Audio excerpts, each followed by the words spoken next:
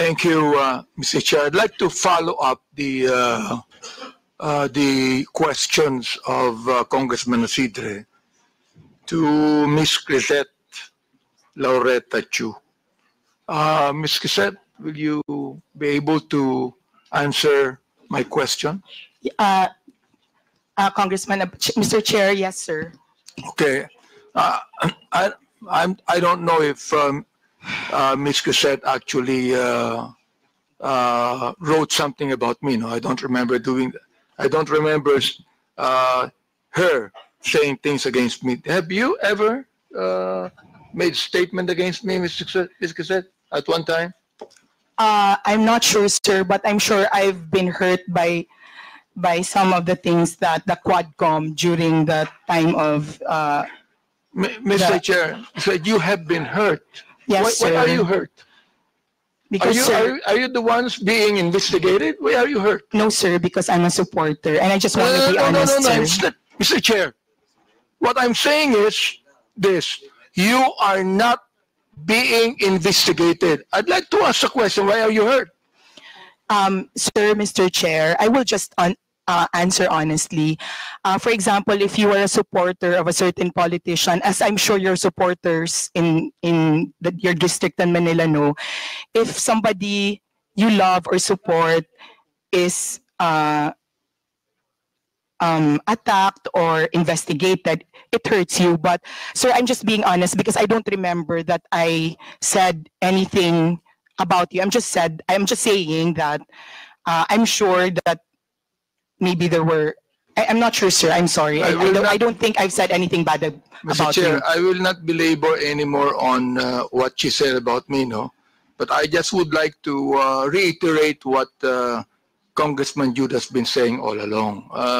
You said you're a journalist, right? Yes, sir. Okay, I'm not a journalist. Yes, sir. And you said a while ago that you write what you feel. Am I right? On my Facebook, sir, not on my job. Yeah, you said you write what you feel. Am I right? Yes, sir. Okay. Now, I do not need to be a journalist to write what I feel. Am I right? Yes, sir.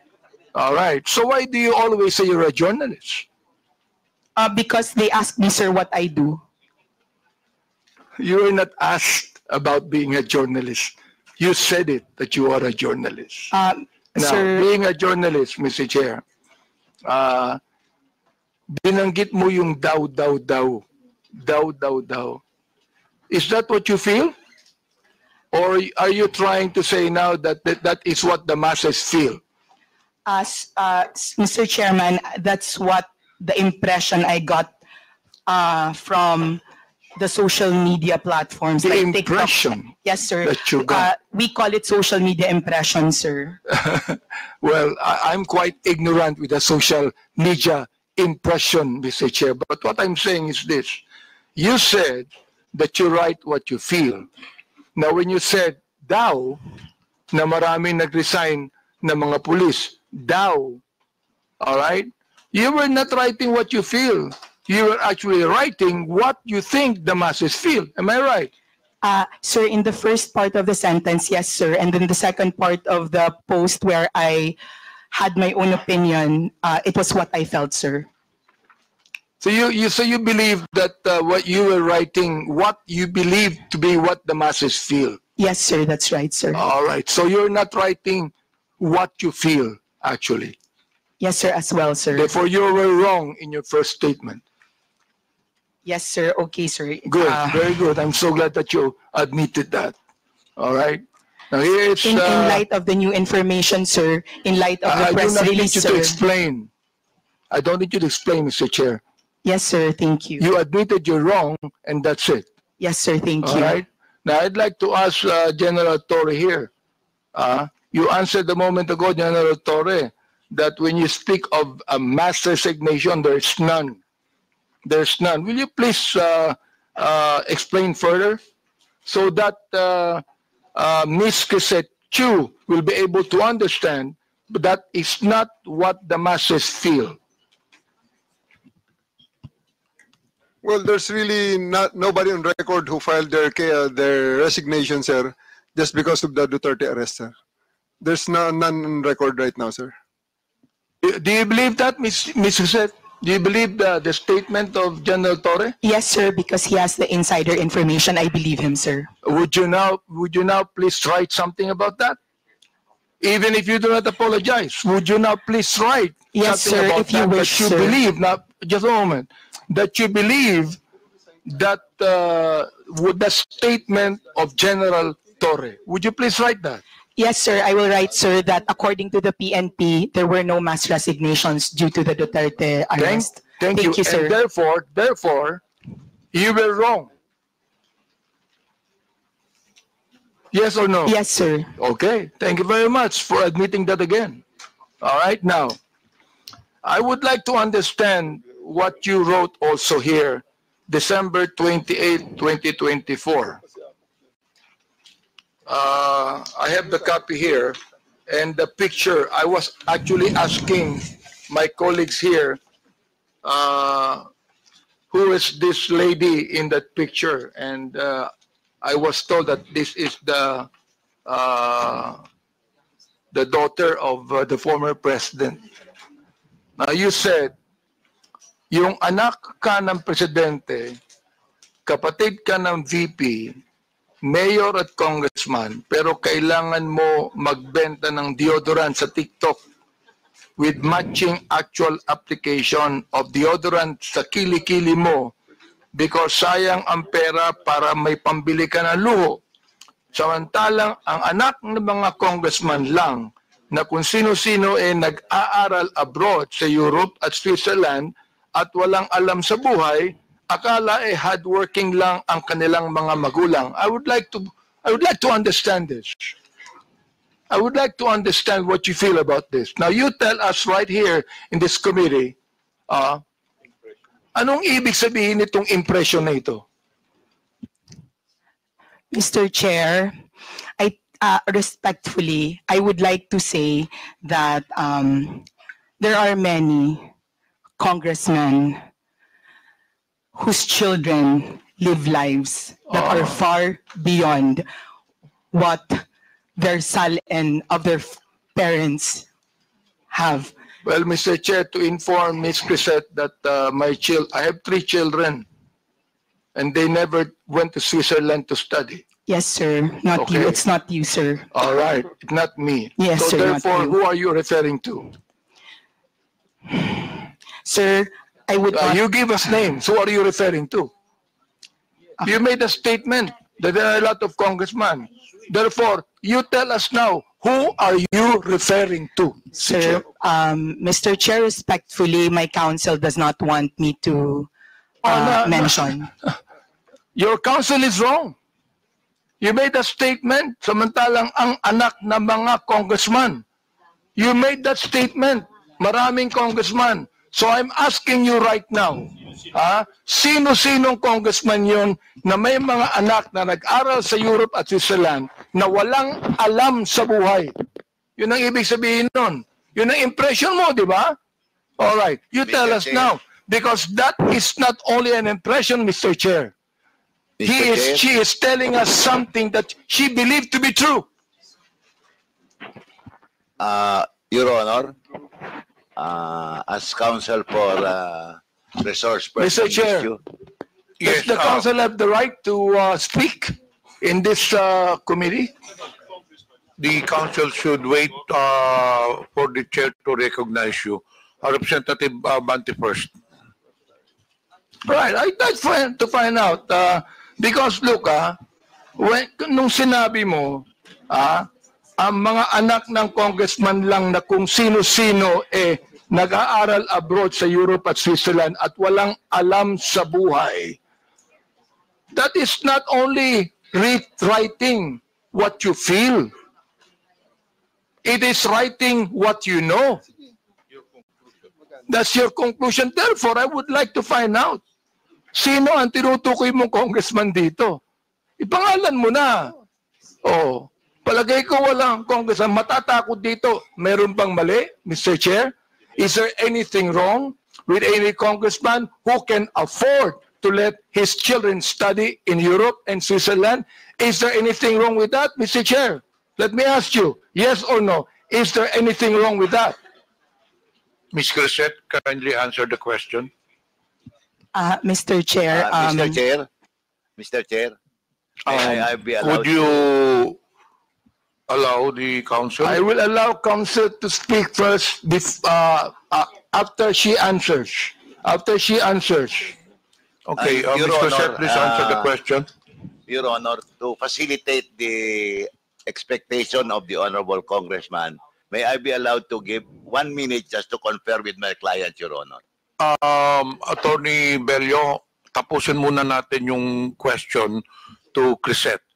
Pag na answer niya na satisfactorily, then we can proceed with your manifestation. Ms. Crisette, please answer the question. yes, sir. Your Honor, Mr. Chair. my request is Mr. that Sec Your Bello, wait until you are recognized. Crisette Wait. Chu is being recognized as of now. We have rules to follow in this. Ms. Crisette, kindly answer the question. Sir, Your Honor, Chairman, just reconsideration, Chairman. Your Honor.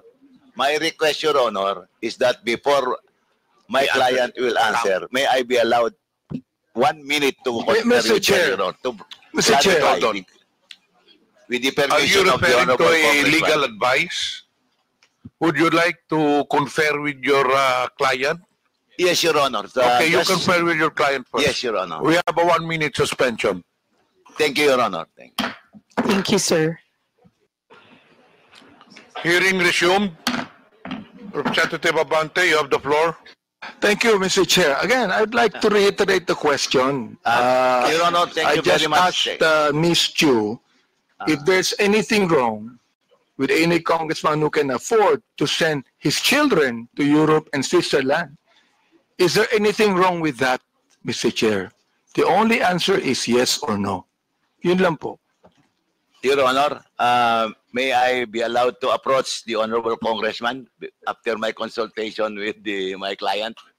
Hearing, Yes, hearing suspended. Yeah. Please approach. Thank you, Your Honor. Chair, I would like to give way to what her attorney said, no? And again, I would like to ask Ms. Chu to respond according to how her attorney advised her.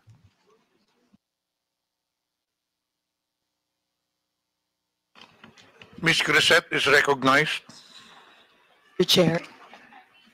Sorry, sir, I did not hear your question. My counsel was speaking with me. Could you kindly? Representative Abante, do you have any questions? Yeah, I asked you a question a moment ago, and your lawyer conferred with you. So I agreed with what your lawyer said, and your lawyer said that it's just a matter of oversight, and you're willing to apologize. So please do it now. Yes, sir. My lawyer and I talked, and my case is a matter of oversight. And I apologize, sir. Thank you, Mr. Chair.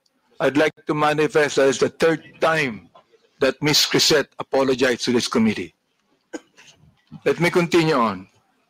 Tito Romy, sinend ko po. On December 28, 2024, Ms. Crisette, Yes, sir. you said in Tagalog, ang tanga ng gobyernong to, not just as leaders, but as human beings. Is that what you feel? Sir, I apologize. I do not know what happened on December 28 to make me angry. But if I wrote it that time You're apologizing. for not, no, sir, I mean, I do not know what situation on December 28. Let me and what the continue on. context. Let me Yes, sir. continue on. Says, ipapamudmud sa mga naka-braces na nagbabakasyon abroad ang AKAP money tapos utang ng 629 billion. Yung budget ng ayuda this year na pinibigay kung kani-kanino na nag-mall tour pa yung mga tanga na 500 billion uutangin ulit kasi nag-deficit daw. Mr. Chair, Ms. Crisette, ang galing mo naman. Tanga ang gobyerno, ikaw matalino. Ano? Am I right? Tanga ang gobyerno, matalino ka. Mr. Chair, when one is angry, one says bad things.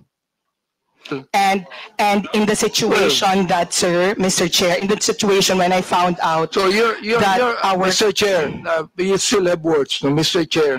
Ibig sabihin, that you are actually telling your anger to your followers, your anger. Saan mo nakuha yung anger na yan? I mean, do you have the facts? Do you have the information? Do you have the documents? Mr. Chair? Sir, nasa news po na uutang tayo this year and last year. Sir, sir, please, Mr. Chair, kaya ako nagalit kasi may nakita akong nakaakap na nakabrace tapos sir, I am not laying it on the congressman. I am laying it on the person who gave that person 5,000 despite na, sir, kasi taxpayer kami. Masakit, sir, na makikita namin na... Ms. Crisette, may I ask you the question, how much taxes did you pay? And I will tell you how much tax I paid. Sir, Ang katwiran mo, you're a taxpayer. Bakit? Anong palagay mo sa akin, di taxpayer? sir, hindi naman po kayo yung sinasabihan ko ng tanga, Mr. Chair. Kaya tinatanong the kita, Mr. process Chair. of distributing the Mr. Chair, AKAP. tinatanong kita kung saan mo kinuha ito. Sa news mo lang pala kinuha eh.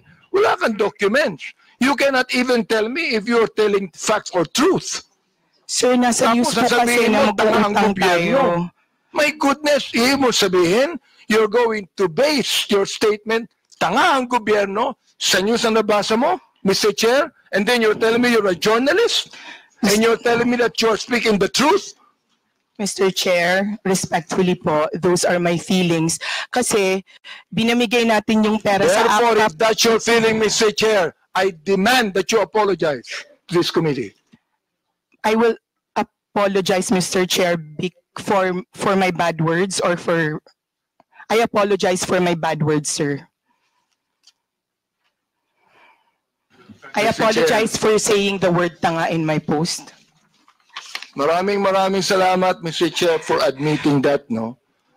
Siguro naman, makikita mo naman ang gobyerno, sasabihin mo mga tanga kami, siguro, pinapalagay mo, alam mo sa akin, Mr. Chair, ang pinapalagay ni Ms. Crisette, yung audience niya, mga tanga eh. Yun ang pinapalagay mo. Hindi ang gobyerno. Yung audience mo, mga tanga, kaya papaniwalaan nila ang sinasabi mo sapagkat yung audience mo mismo ang hindi nakakaintindi. That is fake news, Mr. Chair, and that is what we're investigating right now. You see? I hope that you understand that, Mr. Chair. Ms. Crisette, do you understand what I'm trying to say? Ikaw, nandito sa akin yung mga sinabi mo tungkol sa amin, ha? Hindi ako sumagot dyan, eh. Hindi ko na kinakailangan pang i-belabor yan. So, anyway, Mr. Chair, anyway, nakita ko naman na Ms. Crisette is now apologetic to what she said. I'd like to continue on. I would like to ask TikTok here. Ms. Peachy, I can see that you are a very good English speaker. Hello, good afternoon, Mr. Chair. Yes, you are a very good English speaker. Are you an American or a Filipino? Bisaya ko, sir. Yun. Bisaya pala. Bisaya pala. Oh, okay. Kanina English ka na English, nakala ko Amerikano ka eh. Mr. Diba? Chair, wa may makasabot og Bisaya diri. Gamay ra. Oh, Bisaya. makasabot si Chairman Bisaya. Makasabot Yes, sir. si Bisaya. May hapon, sir. Oh, Maayong hapon kita po. mo. May hapon. Okay, Representative Ito, Abante. Mr. Chair, I'd like to ask you a question. Who owns TikTok? Mr. Chair, ByteDance is the parent company of TikTok. Who? ByteDance. ByteDance. Yes, Mr. Chair. Where is that located? What's the ByteDance- headquarters of ByteDance? I believe, Mr. Chair, the headquarters of ByteDance is in China. In China. Yes, Mr. All right. Chair. ByteDance in China. I heard that ByteDance has connection with the Communist Party of China. Mr. Chair, no, that's not true, respectfully. So you have that information, it's not true. Mr. I have Chair, some that's correct. information, It's it's not true. true. Yes, it's not Meron true, ako Mr. Chair. information na totoo. I'm Na sorry, mayroong Mr. Chair. connection ang ByteDance sa People's Republic of China. Wala. No, Mr. Chair. The Miss Chinese Peach- government Miss is... Peachy, Mr. Chair, no company in China can exist without any connection with the People's Republic of China. Communist Party of China. No company in China would ever exist without any connection with the Communist Party in China, Mr. Chair. Do you believe that? Mr. Chair, I'm happy to explain the ownership structure of ByteDance.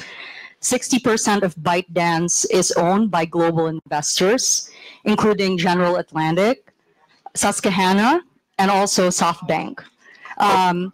Okay. The other 20%, Mr. Chair, is owned by ByteDance employees around the world, including in Southeast Asia. And another 20% is owned by the founder of ByteDance, who is a private citizen Mr. who I Chair, believe lives in Singapore now. Sorry, Mr. Chair. Mr. Chair, yeah, it still works. No, Mr. Chair, I don't actually care who owns it or who are the shareholders to it. What I'm just telling you is that if that is a Chinese company, headquarters in China, no company in China could ever exist without any connection with the Communist Party in China. That is what I'm saying, and I'm not asking a question to you. Now, let me ask you a question now. Who is the Filipino counterpart that owns TikTok? Mr. Chair, there's no Filipino counterpart. No Filipino counterpart. Therefore, No, Mr. Chair. it is totally a foreign company. Mr. Chair, it is a company headquartered in Singapore and Los Angeles. So with that, Mr. Chair, it means that you do not have to pay taxes in the Philippines for that? Mr. Chair, we comply with all tax regulations that are imposed on us in this country. It means that the BIR has imposed some tax liability on you? Mr. Chair, we have the digital services tax, which will be an implementation, I think, within the year. I'm not quite sure, but we have the digital services tax. Can you Mr. give Chair. us a document stating that fact, Mr. Chair? Mr. Chair, we're happy to discuss this and provide more information. Mr. Chair, I'd like to make a motion that Ms. Peachy submit to us documentation on the payment of taxes of TikTok. Any second? Second, Mr. Chair. There's a motion. Motion is approved. Ms. Peachy, Mr. Chair, do TikTok allow gutter language? Mr. Chair, we strive to balance free expression with protecting user safety, Mr. Chair. Mr. Chair, is gutter language free expression?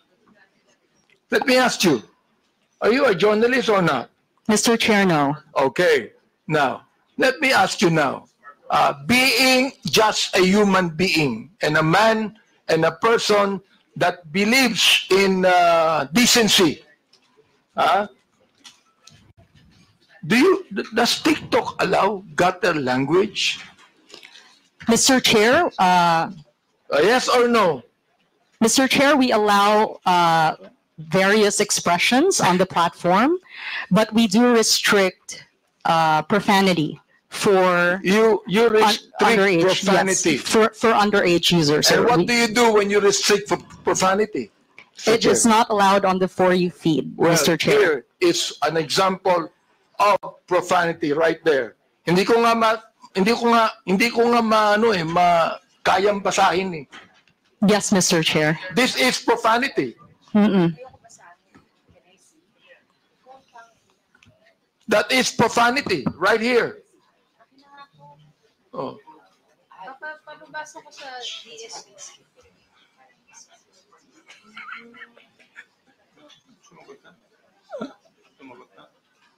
Di ba?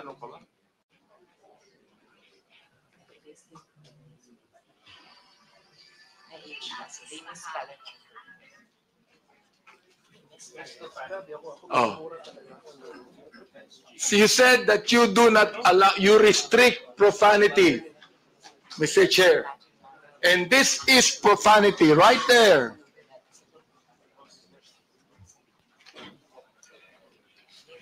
Understand, Mr. Chair. We do not allow hateful expression, if I may, Mr. Chair.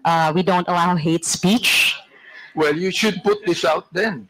Yes, Because Mr. Chair. you can be accountable to this. Mr. Chair, we're glad to work with this honorable committee to study the content that you are showing to us. All right. And I have also here some, not just profanity, but pornography. Dance, people who do not have bra, who only wear skimpy clothes, dancing in TikTok. Do you allow that? Mr. Chair, we do not allow pornography on the platform. Now, do you consider a woman without any bra at all, and you could be able to, it's now, tinatawag natin na wala nang naiwan sa imahinasyon. Eka nga, ano? Oo. Yung bang mga babae na nagsasayaw dito at naka-bikini o meron dito, hindi ko na makita eh. You said you don't allow that. Here, for example, this one here. Ayan. Oh. Nakikita yung breast niya. You don't allow that. That's pornography, am I right? Mr. Chair, we're happy to once again work with this honorable committee to study the content that you're presenting to us Well, I'm so glad. so that we Mr. can Chair. coordinate. I'm so glad. Oh, kasi alam nyo, hindi ako sanay sa TikTok eh. Ngayon ko lang talaga tiningnan itong maigi eh. Hindi. Ayan, tulad yan. What do you call this? Is that not pornography right there? Hindi naman, sexy lang eh. Sexy lang? Sexy lang. Sexy lang. Hindi. There's nothing left in the imagination dito eh. Pero naman. Wala na. Once you like a certain Please. magawa siya. Pero I'd like to ask my colleagues if they're agreeing with me or they're agreeing with TikTok.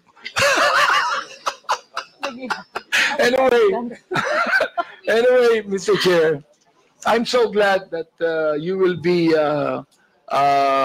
working with us on that. No, but we would like to please now tell TikTok. I think that they would be more decent in what they're trying to portray. No. understand, Mr. Chair. Thank you very Maraming much. salamat. Boses, no? Oo. Galing mag-English eh. Bisaya ko, sir. Bisaya pa. Okay. Now, another thing is this. I'd like to ask questions to MJ Kiambao, Miss Mary Jane Kiambao Reyes. Yes, sir. Yes, You Your made Honor. a statement when you were giving your statement that you base your blog on the truth, no, and that you are actually not biased. You are not pro-Duterte, you are not pro-Marcos. You said that, am I right? Your Honor, yes, sir. Although I also said in that same statement that yes, I can be biased, but I don't go below the belt. But as far as being pro or anti-Marcos and Duterte, I always try to remain objective. Ms. Reyes, Yes, sir. I am Yes, the Your Honor. chairman of the Committee on Human Rights. Yes, Your Honor. I have records of EJK victims. And you made a statement, it says right here, to the International Criminal Court, global community, and world media. Is this not a pro-Duterte statement? Can you please, sir, complete the whole? No, not yet. Report I'm of the- going to complete this. I'm just referring to the first statement, to the International Criminal Court, global community, and world media. It means that you want to tell that to the International Criminal Court. Am I right? Dahil, And therefore, Mr. Chair, you do not agree for the former president to be held in the ICC. Am I right? yes, Your Honor. Okay, very good. So therefore, you are pro Duterte. Don't tell me you are not. All right. Sir, can I? No. Pwede po akong sumagot? Let me ask another question to you. You said you need to see this.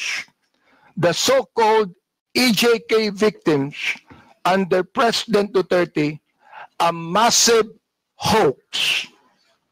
Do you believe that, Mr. Chair? Yes, sir. Again, Where did you yes, get the information, Mr. Chair? Your Honor, sana po mabasa ng buo yung aking... Do you want me to give you documents on that?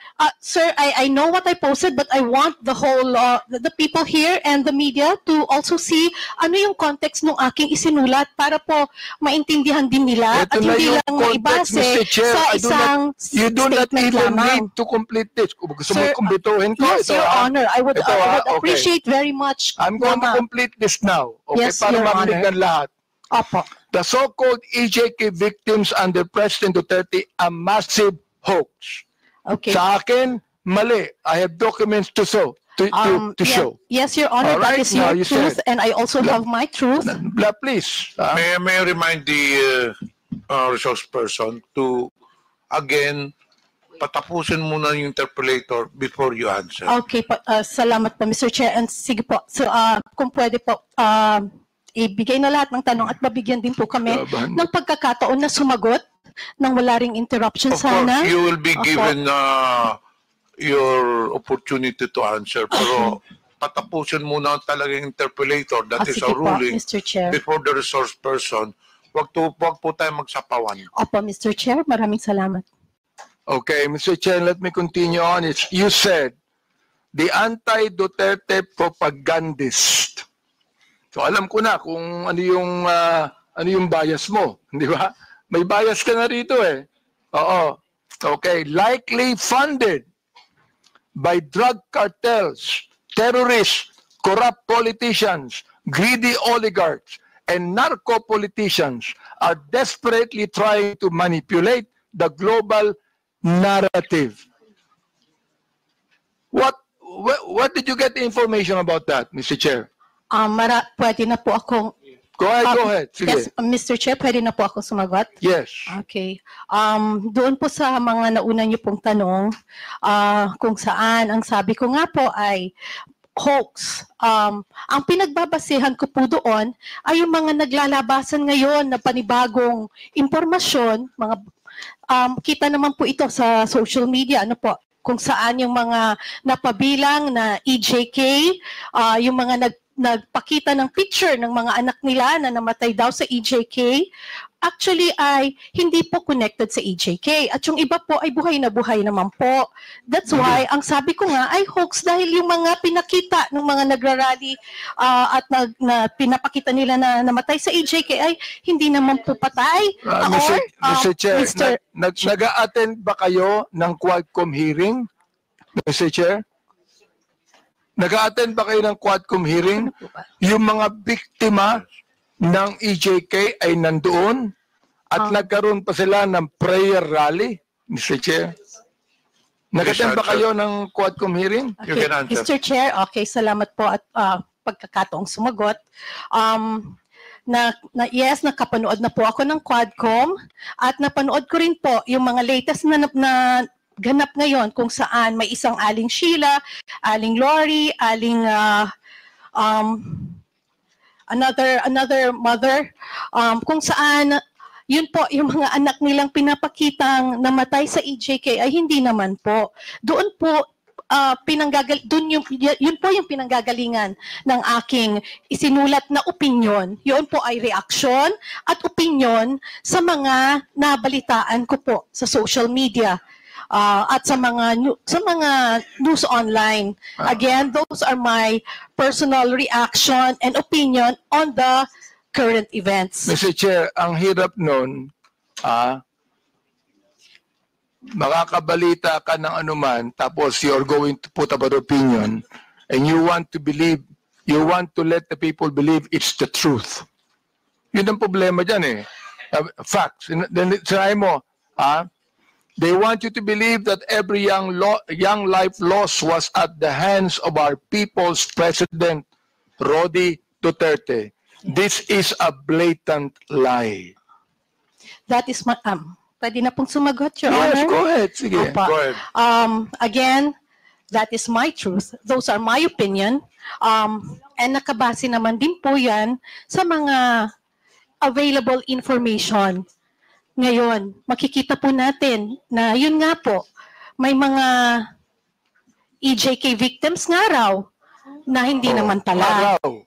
Oh, yun nga po, sabi, yung raw po, I'm Therefore, referring... you have no right to say it's a massive hoax. Mr. Chairman, with the indulgence of Chairman. Yes, Mr. Ma'am, Congressman yung Paduano. sinasabi mong mga facts ngayon na lumalabas, is it an official document coming from those investigation by government agencies, by Quadcom, or just a mere in the social media accounts? Sir, Your Honor, if I'm not mistaken, nasa newspaper na rin po yan. Sandali But of po, sandali course, po. nauna- Sandali. Nasa newspaper. Pero ang tinatanong ko po, anong source ng newspaper? Is it an official document or findings of the Human Rights Commission? I have yet- Absolutely, ma'am. Yes, Madam, Your Honor. absolutely not. Because during our hearing, the Quadcom, all those victims, yung mga families na nandun, was confirmed by Human Rights Commission. Okay, Your Honor, In fact, we have all the list. Your Honor, can I also answer now, kung pwede po? Okay. Lumabas po na may mga kapatid,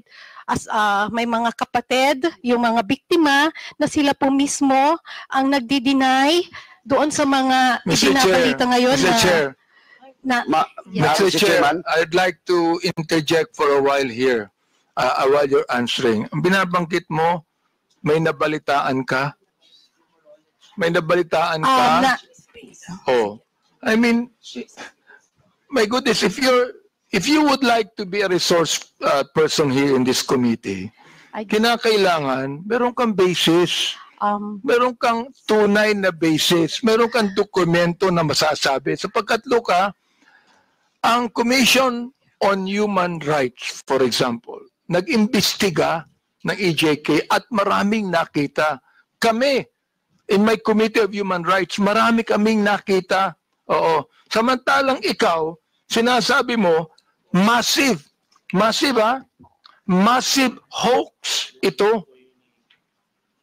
Wag naman, Mr. Chair. Oh, gusto kong maniwala sa statement mo kanina. Pero ngayon, itong statement na ito, hindi na maganda eh. Oh, nagsabi ka pa ng facts.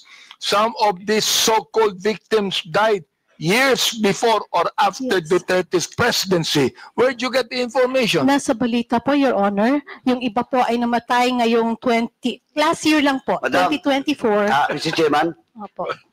Madam, sa Quadcom po, sa hearing namin, at it was confirmed by Human Rights Commission, lahat po na nakalista doon, under our records, was confirmed by Human Rights Commission.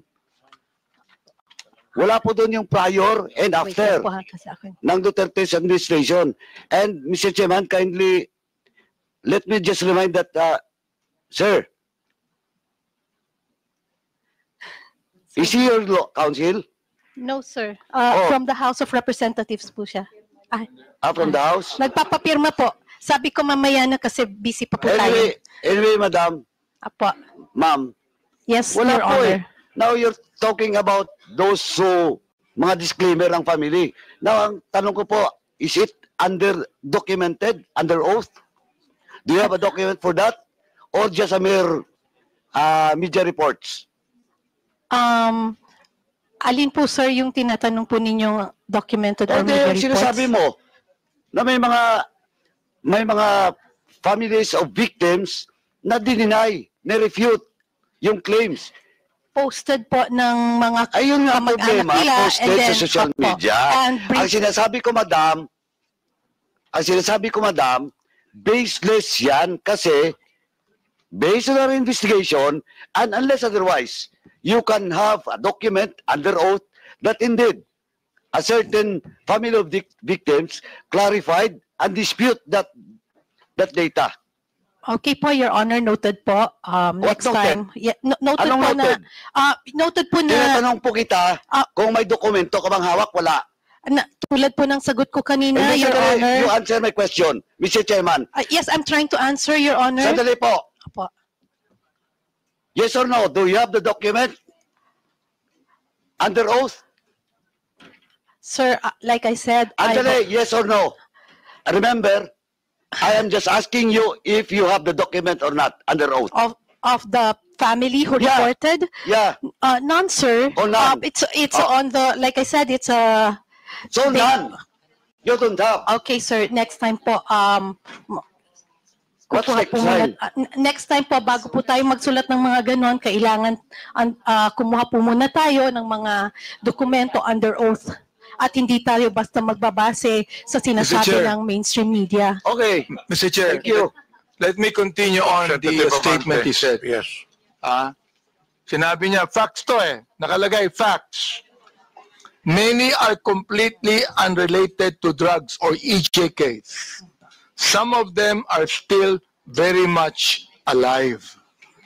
You said you do not have any documents on that. Now look, Miss MJ na lang po. Para hindi po Miss MJ, po. you are accountable to the victims and you are accountable to us in the Quadcom. Pinasinungalingan mo kami. Pinasinungalingan mo ang mga victims. Now look, if you do not apologize right now, you listen. Yes, Your Honor. If you do not apologize, I am going to make a motion to hold you in contempt. I apologize, sir. And tulad nga po ng sabi ko kanita, sa susunod po ay maghahanap na lang po muna tayo ng mga under Yun. oath. At Okay hindi to, po ha? tayo magre-rely sa mga balita ng news. Salamat na lang. po. Okay po. Kaya Maliwanag fake po. news. Yan ang ibig sabihin non-fake news. Ito, tutuloy ko Salamat din po, Your Honor. Ito sinabi nyo, ikaw, binanggit mo na ito and this is something that you should apologize also. Anong sabi mo? Do not let these criminal forces twist reality to turn a strong, decisive leader into a monster. Now let me ask you, who are these criminal forces? Ms. MJ, please answer. Okay. I have this, kasi tulad ng sabi ko, ito po ay mga reaction at opinion ko lamang. Well, therefore At, you apologize because this is okay not po, true. sir. Okay, sir. I apologize. Okay, Mr. Chair, this is the second time that Miss MJ has apologized. I hope that next time, kayong mga vloggers, wag kayong magbibigay ng opinion lang, impression ninyo. Ibigay niyo yung katotohanan, may dokumento kayo. Sapagkat meron kaming documents to show Naiinsulto ko, I am insulted with your statement. Being the chairman of the Committee on Human Rights and one that's investigating, I am actually insulted with your statement. Again, my apologies, sir, and noted po sa mga suggestions po ninyo. At gusto ko lang din pong sabihin na yung pong post has nothing to do with you. Hindi po, it has nothing to do with, pasensya na po. Well, Mr. Chair, maraming salamat, no? Yung binabanggit mong nothing to do with me, pero yung tinawag mong criminal forces, kasama kami dun eh. Ikaw naman, mag-isip naman kayo. Ang hirap nito, Mr. Chair, itong mga vloggers na iba, ito ang mga tanga eh. Tatanga-tanga ang gobyerno. Mag-isip kayo. Hindi lang sumusulat kayo kung anong gusto nyo isulat dyan. You're telling us yung criminal forces. Gusto kong sabihin ngayon, Mr. Chair, publicly, ikaw ang tanga. Okay, Your Honor, pero Mr. Chairman. Mr. Chairman. Representative Ponduano.